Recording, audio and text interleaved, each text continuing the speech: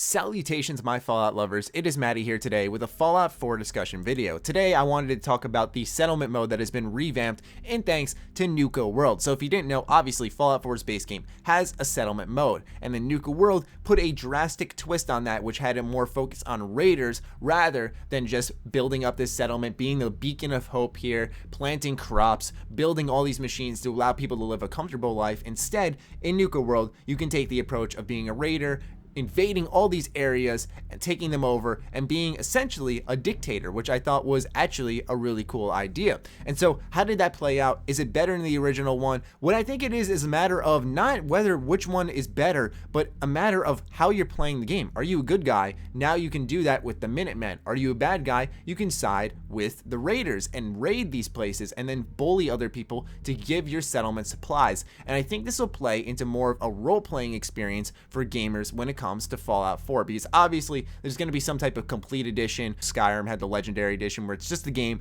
with all its DLC, and that's how I view Fallout 4's DLC consistently is, okay, this is obviously an expansion of the game, but how does it look like when you're standing back checking out the entire game as a whole? Does this look like something that'll change the game when you're starting off from level 1, entering Sanctuary, or is it just something that'll add to the end game, making things more fun like most DLC does? And I think that's where Fallout 4's DLC comes into play, because I think a lot of Nuka World was made in mind of, okay, someone's starting a new game, here's how this DLC can be a lot more appealing. Because now instead I can exit the vault, go to the Sanctuary, take it over, go through the base stuff with Preston, and then go straight to Nuka World, and from there do that entire quest line and start taking over settlements in the Commonwealth. And I think that might be a fun way to approach Fallout 4, because then all of a sudden you have this literal grip on the Commonwealth, and I think that could be a lot of fun for some players who are looking for an evil playthrough. Also, the game itself rewards you for just taking over these places and bullying people into giving you your stuff. It's a quick way to make tons of money in the game. So the question then rises, how are you going to handle things? Are you going to be an honest trader, build up all these trading stands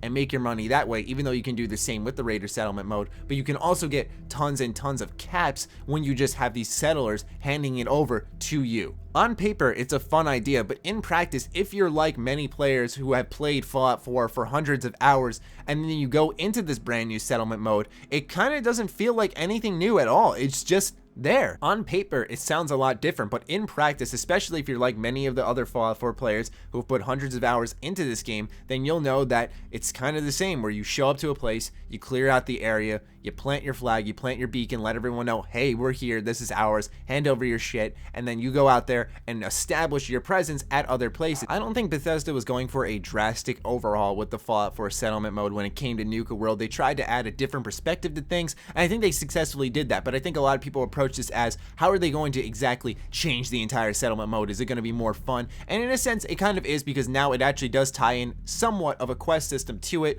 but those quests are essentially radial, so we all know how we feel mostly about radial quest lines. And so at the end of the day, it's more of the same, but it's just adding role playing to it, where now we have two sides of it where we can do a good or evil, which is, in my opinion, how it should have been in retrospect. But now we have both of those, so if you have the season pass, then you can start a game and take a more evil approach, and I think that'll be an appealing option for those who are going to be starting up new games. As for those who are continuing their game though, like me, you're not going to be blown away by this, because it's just more stuff to do in Nuka World is what it feels like, but really what it is a new perspective of role-playing added to the settlement mode. But those are just my general thoughts on Nuka World's revamped settlement mode. I'd love to hear your thoughts on this in the comments down below. Other than that, be sure to follow me on Twitter, like me on Facebook. The links are, as always, in the description down below. Check out triggerbomb.com, the place by Bethesda fans for Bethesda fans. Other than that, stay sexy, stay active. I love you all.